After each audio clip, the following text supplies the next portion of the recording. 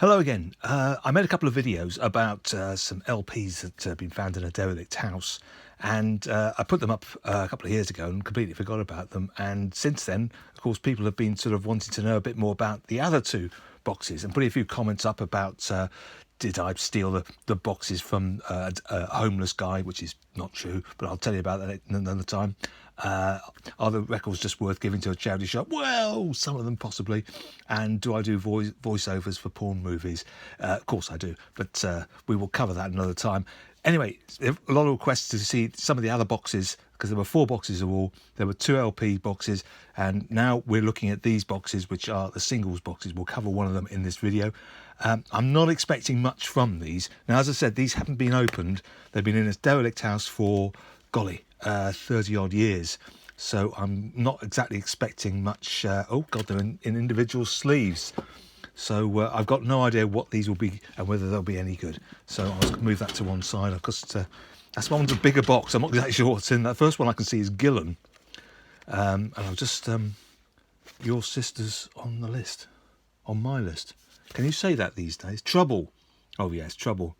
And I remember seeing Gillen in 1979 when he jumped into the audience and attacked some bloke who was giving him a really good going over. But can't imagine that one being too valuable. A lot of the original sleeves are gone, I noticed. There's very few of the original sleeves.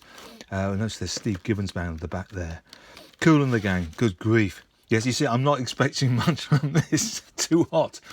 Well, if you're too hot, you should be here. I can tell you, I'm in a garage, you know. That's why I've been relegated. If you wonder why I'm in a garage, by the way, these are from a house that was derelict and there were rats and everything. So I've been told I should be having surgical gloves on, I think, to touch these, actually. Although maybe they should have surgical gloves to touch me, actually. More Kool and the Gang. He was obviously keen on that.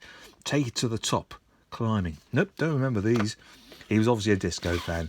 Odyssey. I have to admit to being frankly disappointed. I hope there's some decent... Oh, there's a few decent ones coming up now. That's Use It Up and Wear It Out. I vaguely remember that one. I'll even start singing them if you're not careful, which should be a very bad thing. By the way, the derelict guy, the guy who these belong to, he was the son of the owner of this terraced house, who was allowed to stay in it in the house during the 80s by his father, and he wrecked the house, absolutely wrecked it, and took drugs and everything like that, and then it stood derelict for about 15-20 years until a neighbour who is connected with me, a relative of mine, went in, and as a result the house was sold with all the possessions, as it was, you know, to just clear it out, it's all yours sort of thing. And the guy hadn't been back for his records for 30 years, so fair dues. And he's missing out with Walking on the Moon, with the Police. I just want to know what condition these are. Look, I'm not touching the records. People sort of said, oh, you're touching the records with your fingers, you know. Well, that looks in pretty amazing nick, actually. That's not bad. If you'd have kept the original sleeve, though, I think this is where it's going to go all wrong, or pear-shaped, is that if we'd have kept the original sleeves, instead of putting them in these card sleeves, things would be better. As for this, we have a criminal record here. Now, it's Gilbert O'Sullivan, who by then had moved to CBS from MAM. What's in a Kiss? Yeah, well, Gus Dudgeon, who produced Elton John, also produced this. And questions will be asked in the house. Steve Winwood. Now, this is 1980, While You See a Chance. Can't remember which album that is. I should know, shouldn't I? But, and Vacant Chair on the other, which was co-written by Viv Stanshall. He must have written the lyrics. Viv used a lot. Oh, excellent. XTC. Oh, wow. We were just talking about these last week, and this was around the time... what's this? Smokeless Zone. Record 2. Now, what was this then? Produced by Andy Partridge. Smokeless Zone. This was around the time of English Settlement. We'll come back to that one. I'm not exactly sure what that is. You know, I don't remember. It must have been a double EP or something, or double single or something like this. I'm sure you'll be able to put me right on this. This one I do actually have with a picture sleeve myself, and it's Sheila and B Devotion, which is Spacer, which is wonderful. Obviously, Nile Rodgers and Ben Edwards there. And I suspect that's in better condition than mine, actually. But I've got the picture sleeve, so I might just marry the two together there. Ah, the specials. Stereotype. There we go. Again, nothing too special so far. Nothing too special. Oh dear, I don't know why I do these videos. I don't know why you're watching them. No. Another one I've got already. Summer Fun by the Barracudas. Baba Rara Cuckoo Dada. If you've heard it, you'll know what that means. Good. Never saw them live. Donna Summer. I know Neil Baldwin. We used to encourage Neil Baldwin back about 1980 to sing hot stuff, and he used to go around singing hot stuff, mate. He was a good mate. He was a good mate, and I still see him, and we laugh about the old days and this sort of thing. When we used to because he used to come to the discos, the Keel discos. And we used to dance to ABBA, and this is a very strange memory to suddenly come out with. Kiki D, Star. I never saw Kiki D live. I loved the sort of Kiki D band with I Got the Music in Me, and how glad I am. But this was just later than that. This is Star. This is all like 1980-81, I noticed. And She's Out of My Life by... Well, it says Michael Jackson, but the B-side is the Jacksons from Destiny, and that's from Off the Wall, She's Out of My Life. These are a lot older than I thought they'd be, but after saying that, I'd prefer them if they were the 70s sort of stuff. Status Quo, Something About You, Baby, I Like. Yeah, well, again, I've got better and older singles than that. Surface Noise. Now, do I know them? No, I don't, and I should. The Scratch, alternative version, and the Scratch, the original version. So there you are, I see. The Beat. It's nice to talk. Too nice to talk to. Oh yeah. That was well, it was 1980. I have to say. I was going to say I think they had the early hits as well. There was that 1979 hits as well. Just starting my mind remember what they were now. The Beat. Theme from MASH. Suicide is Painless. That was huge in those days, but we can keep that one. Spandau Ballet. That's the debut single. And I think that looks like more of a re-release than anything. You know, I vaguely remember that being on the old Chrysalis label. You know, the blue one and everything. So I'm not absolutely sure how original that. It's almost like a re-release or something like this. Again, great condition. He obviously liked to look after his records, even though he didn't like to look after the place. I mean, he really did wreck this place. I can really absolutely vouch for that. He knocked walls down, you know, and I'm not. I don't want to talk about the bathrooms and stuff like this, but it really was a real mess. And why he chose to do that, I really don't know. Right, so Fleetwood Mac, Tusk. I saw them around that time. Never Make Me Cry. Was that from Tusk as well? Yeah, it was. It was the Christy McVie song. Of course it was. And Tusk was a Lindsey Buckingham song. I'm probably putting them back in all the wrong order now. I've just thought about that. Turning Japanese by the Vapors. Again, very standard sort of fare here. I don't think there's anything rare at all. These are all chart hits on my radio by the Selector, which I loved. I loved that. But then he also has the Gap Band next to it. Oops, upside my head. Oops, upside your head. Oh, upside your head. Whoa, up your head. And a later Roxy Music track, Over You. They used to do this. They used to sort of like, can you see? They forget to print on it. You know, they sort of run out of ink and they go, oh, we don't care. But Over You and Manifesto, which was the title track of the album, wasn't it? The Buggles. Now, I've just been talking about the Buggles with somebody because although this one, The Plastic Age, wasn't written by Bruce Woolley, Video Killed the Radio Star was, and I was saying that I saw Bruce Woolley and the Camera Club supporting XTC back in those days, and he was performing Video Killed the Radio Star on stage before it was a hit, 6 months before it was a hit with Buggles, which was pretty strange, you know. More Roxy Music. Oh yeah, well, oh yeah. Is this more Manifesto songs? I can't remember if that was that album. Another Kiki D song, but I don't remember this one. Perfect Timing. He obviously liked written by Kit Hain of Marshall Hain, I assume, for all those who remember that. The Beat, Ranking Full Stop. Tears of a Clown, of course, was the A-side. That was the song I was trying to remember, that because that was 79. Now this one's got the centre here. It's got a centre, so I wonder whether this was a jukebox version or whether he just... that looks like it's got a scratch on it. Yeah, it looks like a bit of scratch there. No real surprise, Hall & Oates. No, this is a proper paper label. Running from Paradise. John Hall and Darryl Hall and John Oates. God, I said John Hall, didn't I? It's because I know somebody called John Hall. So there you go. Dire Straits, who I saw on one of their first tours in 1978 in front of 300 people. And I said, oh, they're not going to make it. They're going to make anything of their lives. What did I know? Romeo and Juliet, one of my favourite singles there.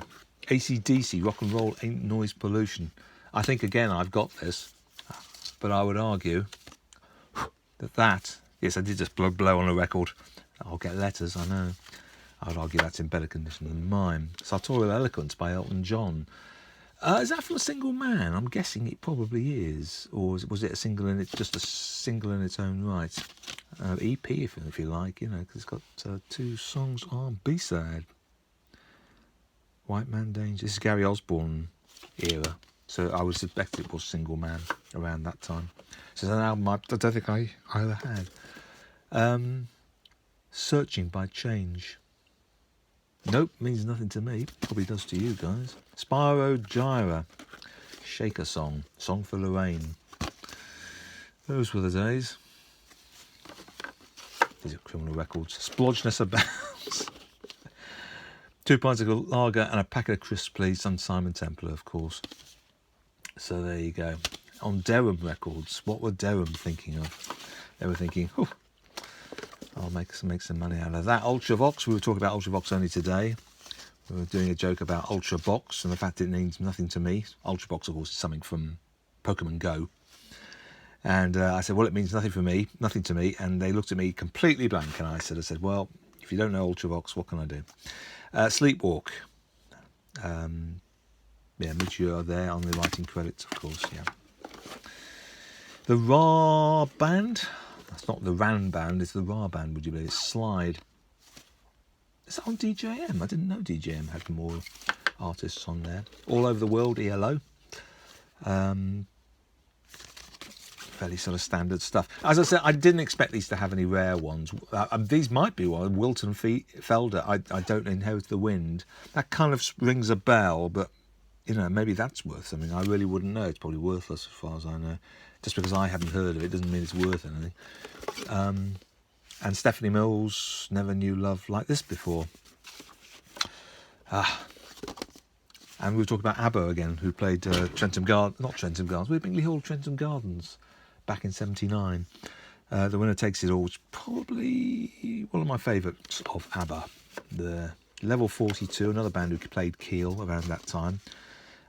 Wings of Love, Flying on the Wings of Love. Why is the B-side called Wings of Love and the A-side called Flying on the Wings of Love? Shows how much I know about Level 42. The Crown Hearts Affair. And There You Gave Me Love. If you played it, I'd know it, but I can't think it offhand. And you really don't want me singing anyway, so there you go. And more Crown Hearts Affair. You've Been Gone. Slade. My friend Stan. This was one of the first ones that they did with this sort of like raised effect as opposed to a paper label. Oh, hang on. No, hang on. Oh, this is interesting. Rocket Man in a paper sleeve with a paper cover. Oh, wow. Now, I like that. Oh, my goodness me. Now, you see, out of all of those, it was worth going. I mean, you're looking at this video. If you've got this far in the video, I think you'll be surprised by this. Let's have a look at the record, see if it's original DJM. It is. Looks in pretty good nick. I hope you can see that. Oh, that's astonishing, that is. I don't even think I've ever seen a copy of that. I think I've seen one of these framed somewhere, and that is in good condition. Look at that. There's the other side of it. Wow. From Honky Chateau. That was it. Although the Goodbye's from Madman Across the Water. Had Honky Chateau been released when that came out? I shouldn't really put that there because it's by far the most interesting thing we've come across. I remember there being loads of Brian Ferry's The Price of Love, Shame, Shame, Shame, Heart on My Sleeve. Is that the Heart on My Sleeve that's written by Gallagher and Lyle? It is the version of Gallagher and Lyle's Heart on My Sleeve. It's Only Love by... I don't think I've ever heard that. My favourite is A Hard Rain's Gonna Fall, but before that, anyway. So I'm quite lightened by the fact that there is a decent record amongst that, and there's an interesting one coming up. A Clubhouse, Do It Again, Billie Jean. That means nothing to me. But this is an apple. This is why the sleeves are so interesting. I hope I took the record out to everyone's delight. Every those people sort of say, "Oh, you put your fingers on the records. That Styx record will never be the same again." Band on the Run. It's been a bit torn there, unfortunately. I've got better ones than this, but it's still nice to see. And of course, the Zoo Gang, which was a TV series with John Mills, for all those who remember that, a rare B-side. Beautiful to look at, but after saying that, probably not worth anything. Ultravox, All Stood Still, and we all stood still. I love you. I wonder what on earth that's all about. I love you. Yeah, anyway, we'll move on from that. A few left. Let's rush through them. Free, Wishing Well, one of my favourite Free tracks, if not my favourite Free track, you know. And it's got a co-write for Kossoff, but I don't actually think he plays on the record. So there you are. Paul Rogers, I think, plays the guitar, and along with Snowy White. He says, guessing. Ziggy play guitar. Gene Genie. So look at this Gene Genie. I've actually got some old RCA sleeves, but this one's just an ordinary paper sleeve. Gene Genie. Very good nick. Anybody want it? Oops, let's put it back the way it came out. Oh dear. See, these ones at the back are much more interesting. I'm dying to know what's in this box, but we'll do that next time. That's Bell, of course, because that's MAM, but it's not. Deep Purple, Smoke on the Water, back-to-back hits, Warner Brothers, with edited version of Smoke on the Water on the back. One's 3 minutes 48, one's 4 minutes 34. Oh. I'm not sure which album. Oh, it's from Machine Head, for Made in Japan. Oh, right, one's from Machine Head, one's from Made. I don't remember that there, but that's odd. Oh, God, there's a big gouge there. Yeah, I don't think it's worth anything, to be honest with you, with that condition. But I shall have another look at that. Another Apple record is Paperback Writer. Just got to be careful of these records. I'm going to try and put some of them away again. It's a lot longer, this video, than I thought it would be. There's a lot more records, I think. Let's put Fleetwood Mac back in there. There we go. And now we've got, as I said, Paperback Writer. But it's an import. I'm not sure where from, because someone's put a big cross over it. That's a bit of an odd one.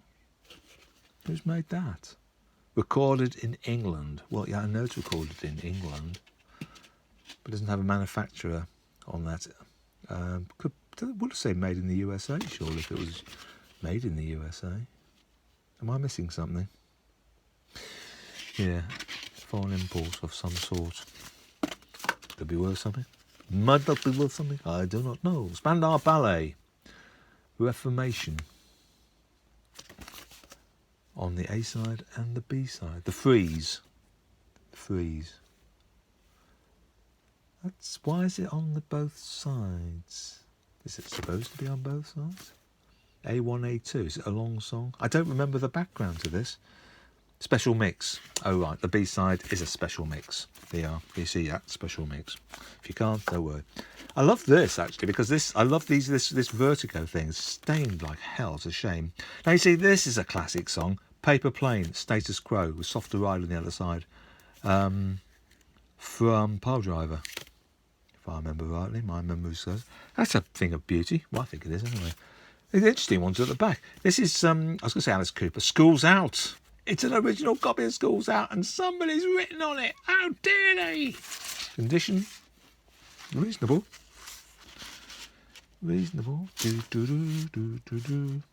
Gutter Cat, which is also from School's Out. I heard the album School's Out, and I wasn't over impressed. The sleeve is fantastic. The song is brilliant, but the album I don't think is as good as $1 Billion Babies, and it goes to show. I want to pin in on anything, I'm like Earth, Wind and Fire. I've had enough. Well, I think you have as well. I think everybody's had enough of this box. Come on, there must be something good. Particularly, we've got Leo Sayer, Heart Stop Beating in Time. 82. Suddenly we're into 82. Steve Gibbons. Oh, wow, it's got Tulane. And I was talking about seeing Steve Gibbons back in 70, I think it was, it was late 78, I think it was, rather than early 79. But Tulane was 77, I think it was. And it was a Chuck Berry song. I didn't realise it was a Chuck Berry song. And it's pretty scratched. So it's a bit of a shame.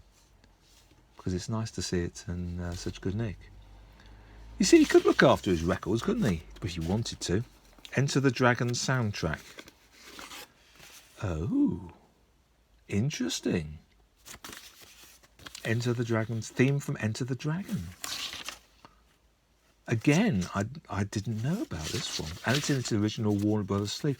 That actually is another little oddity. That could be something, but I don't know. I know what this is just from seeing the colour and the word wings. That is Sea Moon High High High. Again, I'm sure I've got a copy of that.